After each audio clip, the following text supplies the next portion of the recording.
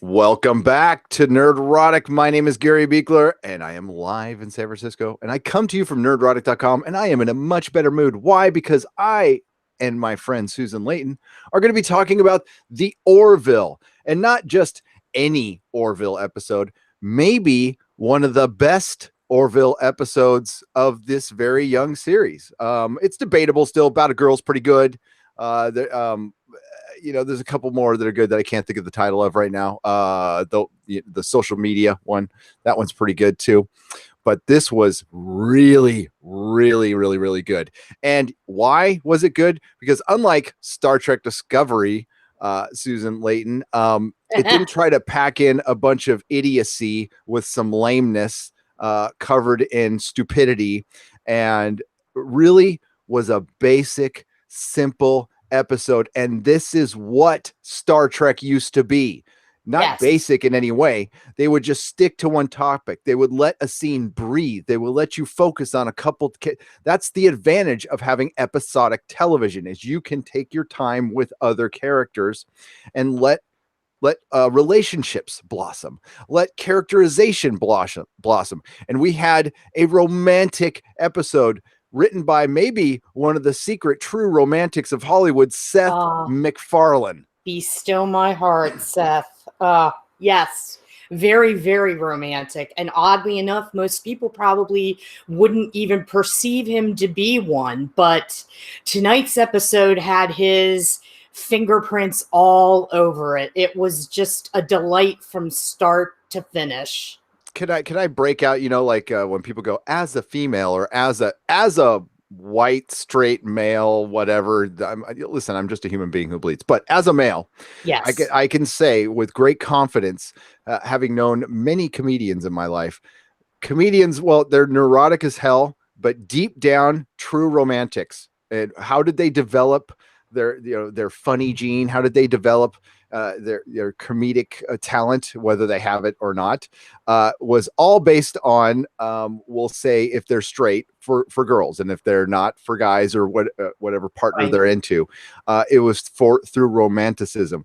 To make your partner laugh is the key to a relationship, a long-lasting relationship. I'm pretty decent at making Mrs. Nerdrotic laugh, so that's why, we've known each other for 30 plus years and still like each other quite a bit. Well, so that is the key. And that's where yes, I could totally believe he's a romantic. And he's also a major nerd for Hollywood, which I love. And music. And music. We got Singing in the Rain in this episode. So real quick, because these live streams are for you, we're going to get to you in the chat. I'm just going to briefly go over the episode. This was about Dr. Finn and Isaac and their blossoming relationship that we've seen since the shuttle crash for season 1, which has been great. They've let this thing happen just slightly over episodes. And then we get this, and it's the simple things. We have Isaac remembers to bring her a banana because she gets a little grumpy. Cranky. Yeah. And he notices that she changed her hair. And it's part of his programming. But throughout this episode, they get, even though he is a heartless machine, maybe not. They find a way to make him emotional without being emotional, which I thought was great. And it's all about algorithms and getting attached to somebody you work with. They slowly go on a date. We actually got some Gordon and Lamar together, which I was wanting. In my last video, I said I'm not getting enough of these two. They're a comedic duo. They need to be together. They're so funny. Brilliant. They're brilliant. Yes. So we also get Gordon talking Bortus into growing a mustache, which was hilarious. I loved it. And they leaned heavily into the comedy and romantic comedy tonight. We got a rom-com, and it was good. A rom-com in space. And listen, we're at a point now in television and storytelling that we want more intricate stories. We want the story arc. I am a big fan of it. That's what we cover most of the time. But I don't think Star Trek is made for that. No. Period. I think this is what Star Trek is made for. And that might be disappointing to the intellectual property holders of Star Trek, because you can't really make a Star Wars out of a Star Trek. It's episodic television. and that's what makes it great. And you have small stories like this that can build up to something bigger, and that's fine, but this is what makes it great. And I really thought that people were going to be not be so positive about this episode.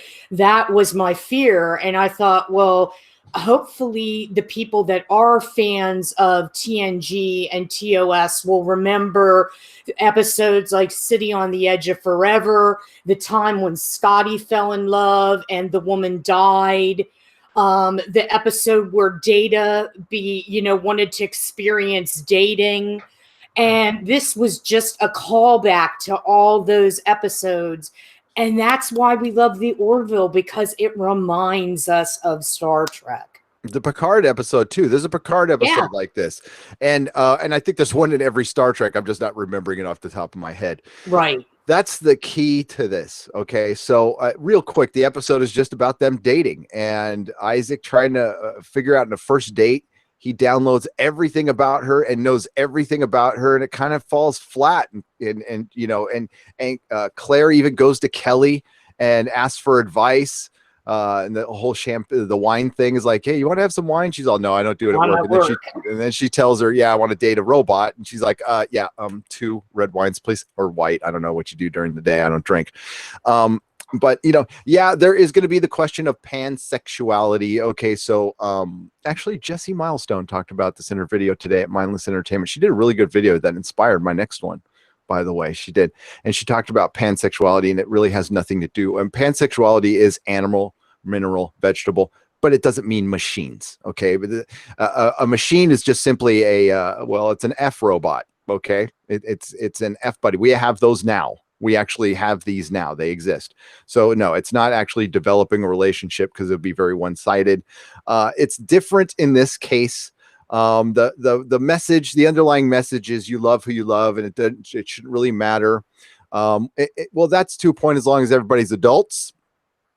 As long as everybody's adults, and not animals and stuff like that. Human adults, right? But let's not get a little crazy. But with Hollywood, you might have to point that out some. So please forgive me, because romance in the workplace. Yeah, you probably have to. Yeah. So So the moment when Isaac deletes everything and then has the other date with her, and then turns into Mark Jackson, right? Mark Jackson's his name. And that that was a great moment.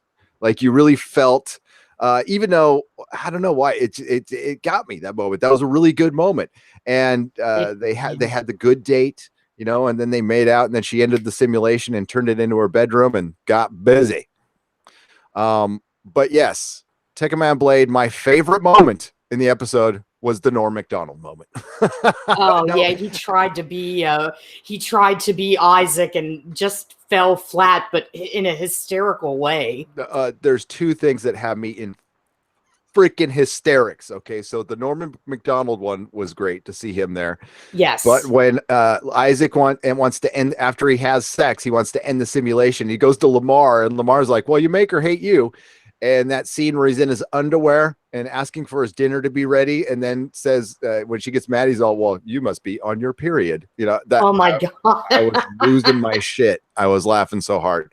So, it was one of the funniest episodes of the Orville, and one of the most entertaining episodes. And I will be doing a separate video to break it down. But again, let's get to the chat. It was also funny when Isaac came onto the bridge and everybody was talking about him. And when he gets there, Seth is like, yep, my dad will never be a weightlifter, no matter how hard he tries. Oh, and I love what he's told. Like, he's the last to know about everything. Oh, and they're also planting seeds for Kelly and Ed to get back together, because she's throwing a lot of shade at Ed. When she's when she was talking to Claire, she's all, "Listen, as somebody who's dated somebody who might not be emotional all the time, just don't get yourself hurt." And she ended up getting herself hurt. She figured out Isaac was trying to break up with her. She broke up with him, and then Isaac started malfunctioning. Basically, he made a mistake. and he realized that he had programmed his algorithms that he relied on Claire, and he was better with her than without her, which is, I guess, a machine form of love, which I thought that was very well explained. After the rushed ending of last week, they really did a great job this week of just like hitting a home run at the end. So they did the singing in the rain. He made it rain on the bridge. It's a very romantic moment. And Gordon states the obvious that we're the weirdest ship. Did you happen to catch Seth 2 times when they were doing the concert and he was beaming like a kid that just had his favorite piece of candy, and he was smiling the whole entire time that they had the rain and they were doing singing in the rain? I just thought that was just delightful. Oh, Seth's got the life. I'd be beaming all the time if I was Seth MacFarlane. Me too. So yeah, I'm sure he's very grateful that he made a big company a lot of money, and they said, "Here, have a toy," and we all get to like watch him play in his sandbox, and it's really entertaining. So you make me want to be a better man. Make me think that line as good as it gets. Yes. Norm was genius casting in that Tarka Jedi, pure genius, and seeing him in the flesh was nice, as I like Norm Macdonald quite a bit. But that was a good episode. So let's get to the chat here. Gordon had the best line at the end. He did, Eric Kelly. Gordon has the best lines. No, when Seth talks to him about talking to Bortus, he's all, you know how we have to limit kind of the things we say to Bortus, and he's all, oh, is that one of those things I'm not supposed to do? I'm not supposed to tell Bortus to get a mustache because he'd look better. I gotcha. Seth is the mind of a genius, Tarka Jedi. He is. He is. I like. Listen. Wow. Tekkaman Blade, I did not know this. Seth made a Trek fan film as a teenager, and you can find it on YouTube. Oh yeah. Wow, I'm gonna have to go look that up. You haven't seen that? No. Well, it's not great, but it's great to see. I mean, you see the talent even then. I mean, listen, what's sad is sometimes, a bunch of us have made little film. I've done a Twilight Zone film, and some, things happen in our lives and we don't follow through, but he did. The kid did good. Plus when I get back to the mind of a genius, people will talk about, dick and fart jokes and sophomore humor. That doesn't mean he's not a genius. When you succeed, when you get this far at what he was doing at such a young age too, he's only like 46. That's creative genius. Well, he was a prodigy. When he was a kid, he was drawing, I think at the age of 3 or 4. He was doing cartoons. So he's pretty much a little prodigy, much like Ty with the piano. Yep. And that was a cool little scene. That was great. It was such a full episode. It had the orchestra scene and stuff. Yeah. Let's see. I was drawing when I was 4. Yeah. I was drawing little Spider-Man when I was 8. So Little Neurotic Jr. has been drawing since he could hold a pencil. He's pretty damn good now too. So yeah, let's get to it. Let's face it, everything you're not supposed to say to a woman you're pursuing romantically. Hilarious. Yeah, what he said at the end there. But it was also nice to hear. I know it sounds terrible, but it's nice to hear that in humor. And I'm sure people will get mad at him for this episode, and let him get mad. Who cares? I mean, like, really, we've given the people the flash mob minority people, and not like as in like minorities, as in minority in number, right. People on Twitter way too much fucking power. We've allowed them to shut down way too much stuff, and it's time to just say screw that. Now I'm not even listening anymore. You think they won't like the episode because it's a, in quotation marks, small episode, and it doesn't have... I think because he made the period joke, there'll be a Mary Sue article. There'll be a Mary Sue article tomorrow. But I mean, they have to get their clicks too. But whatever. Yeah, you're right. I thought of that. Tarka Jedi says, I do not feel politics was being shoved down my throat. Once again, it shows how moral issues can be done right. Do machines love? Absolutely, Tarka Jedi. And it might, is love just an algorithm? I mean, who are we to say? And even Dr. Finn says it. It's like, does it really matter if we feel loved? Is that all that matters? It depends on the individual. And that's the answer to that question. Science also says that love is chemical. Yeah. Well, science always will try to figure stuff out all the time. And maybe there's some stuff we just don't need to. And there's some stuff we never will. So, well, and that's good. If the Mary Sues want to get on, about the period joke, Seth did make a statement about men that do not treat women properly. Yeah. Well, we even have Gordon throwing him shade. Gordon of all people, throwing him shade, throwing Isaac shade for, And listen, it's treating people. Women should treat men nice and men should treat women nice. It should be reciprocal. That's all we're saying. And it was a very well done episode in that aspect. So, and again, there was no politics being shoved down our throat. We're not being preached at. We were just being entertained. And that seems to be too much to ask these days. So, which is unfortunate. The actress playing the doctor is really from Baltimore. There you go. Yes. Says Bob Grimes. She was in 24, right? She was in 24. And she was also on Larry Sanders. Yeah, no, she's really good. Oh my God, what she said, let's flip the tables on this. And he flipped the tables. That was great. The episode was based on, in theory, a data-centric episode, says Mako. Yes, and pretty much all the Orvilles are based on, I'm going to say, portions of a TNG episode. I think it's largely TNG, some TOS in there.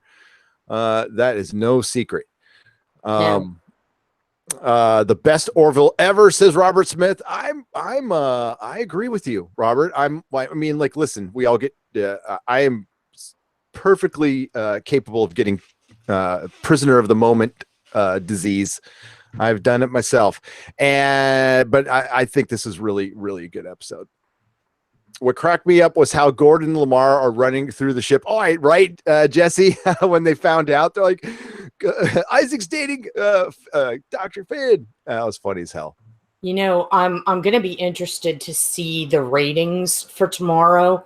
What they're going to say about the show, because I saw something rather concerning that I posted in the Neurotic group from the Scott Grimes fans, basically saying how we can help the Orville get another season.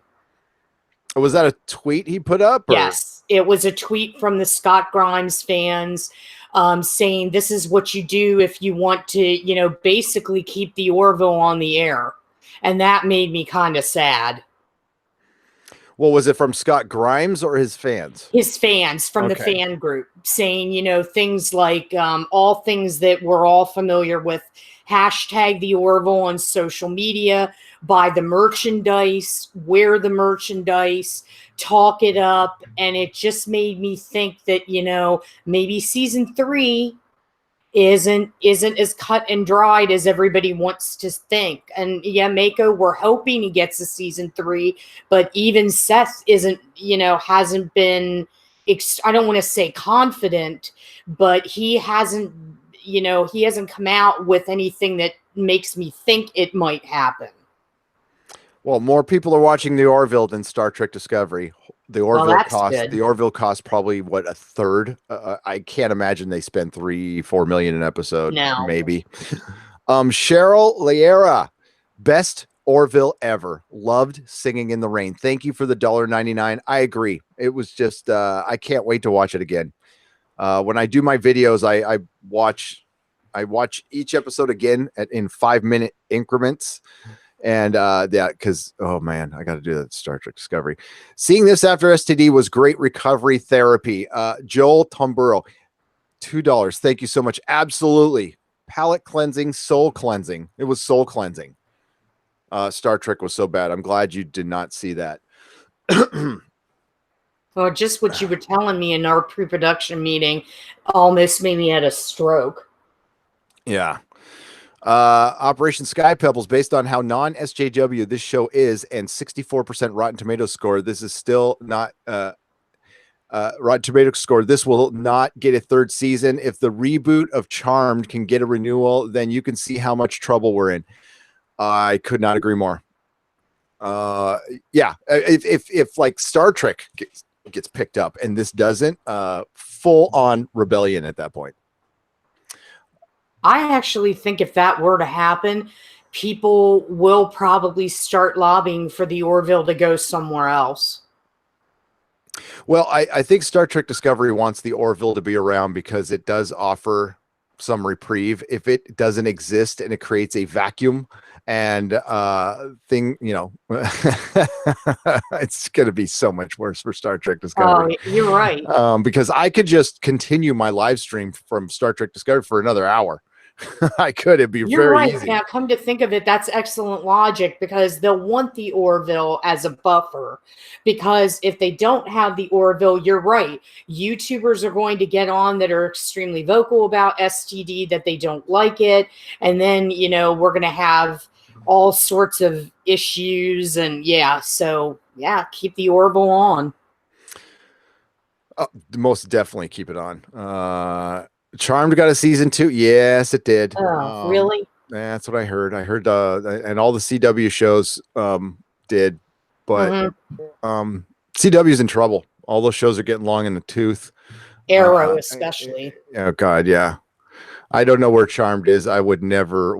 I mean, listen, it's funny that they went out and made another Charmed. Yeah, it's. You know. And none of the principals were behind it. Most of the principals were very vocal about not doing Charmed. Yeah, well, especially the way they did it.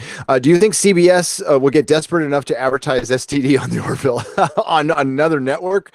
That would be desperation, and I don't know if Fox would allow that. I'd watch out for logic terrorists. Hashtag, I know. Aren't they doing some kind of promotion with Let's Make a Deal? Oh, yeah. Firefly was never aired consistently. Its time slot always shifted, and the episodes aired out of order. That's Fox. Yep. Oh, yeah. And I actually know I've met the lady who made the decision to put the hammer down on Firefly. First time ever, found your channel a week ago, and you're doing awesome work. Thank you. Whoa, Noah, thank you so much. I really appreciate it. We got to read a couple chats here, and then I've got to skedaddle. I've got to make videos. The Orville will get season 3. Fox loves Seth. Mako, that I agree with you. I think, and Susan's brought that up as well, is Seth has made them a lot of money. So if it's on the bubble, they're going to side with Seth. Now, if it was like, and Norm was awesome, Kronos, but I think this is truly on the bubble. It's still getting millions of viewers. I mean, like 3 million viewers. That's good. That's good. Overnight in 2019, when people stream the crap out of everything, I think that I would dare say that's excellent. You know what? You know what? Star Trek Discovery is probably getting 150, 200,000 viewers on the night it airs. And we'll never know because they won't make anything public. We'll never know. I think, and that's why I think we're right.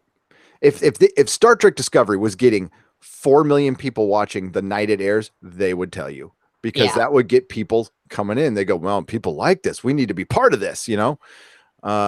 It's not. So those episodes cost as much as a Game of Thrones episode, which average, you know, they get 10 million views. They get 10 million like actual people watching the whole damn show. So because they're actually well written. Yeah, the YouTube video says it all. It's got what is it? Close to 1 million. So YouTube average of what people watch an entire video is like 10% of that. So and listen, you can watch part of somebody's video and get some value out of a 10-minute video. You can't watch part of a TV show. You got to watch the whole TV show. So I bet you the average minutes viewed on the Star Trek Discovery thing is like 5 minutes. I think it's probably they're off to 5 to 7 minutes. Yep. Well, considering the lack of interaction. All right, everybody. Hey, thank you for joining us here. I try to keep these, short, and I'm going to do a video for people who aren't in the live stream. Disco is the remake Trekkies didn't want, like Ghostbusters. Yep. They keep wanting to give us what they think we need. Zarkon. That's the attitude from the BBC and CBS is they're going to teach us They're going to create conversation because, well, they're, you know, the power elite in their ivory towers are going to talk to the little serfs and plebes and tell us how to think. They're going to make truth. They're going to, that's, you know, they used to reflect reality. Now they're trying to make it. And well, it's not working, thankfully, because you people are freaking smart. Thank God, man. Like, listen, the chat and comment sections get a lot of heat. And sometimes they get nasty, but here where I am, and even over at Doomcock, I see greatness, and it does my heart good when I see you guys. It really does. So thank you so much. And believe me, I'm gonna turn the heat up even more. It's going up to freaking 20 on Star Trek on this next Star Trek episode, man. I am freaking on fire. I cannot wait to do my video. And you know what? Create a channel to make a video on that episode. Yes, I highly recommend you watch it to know how bad it truly is, and do whatever you need to do. You know what I'm saying? Do whatever you need to do to watch it and watch it. Do you think CBS is even going to pay attention to people, you know, what they think about this poorly done episode? No. Well, I take that back. I think they are. I think that's why they put it on YouTube. I think the new regime really wants to know. I think there might be a turnaround happening, but man, so much damage was done in this episode. I don't even know I want to be a part of it, to be honest with you. Oh my God. These are the same people who are going to have the Picard show, folks. Yeah. You should worry. You should worry. Roddenberry stated in his recording that the TV execs think people watching TV are simpletons. And he made Star Trek with the belief that the audience is intelligent. Jesse, correct. And unfortunately, I'm here to inform you that I talked about it in a previous live stream. Creatives, a large amount of creatives think we are simpletons. And the fact is, well, some of them are. Well, yeah, I'm a simpleton. I'm a fucking simpleton. I'm a simple man, salt of the earth. Don't forget to like the video. Thank you, Ion Trone. Thank you, Austin Woods. Thank you for the super chats, Jolton Burrow and Cheryl Liera. Really could not do it without you guys. We hit 36,000 subs. Welcome to all the new subs. You guys rock. Booger 414, you rock.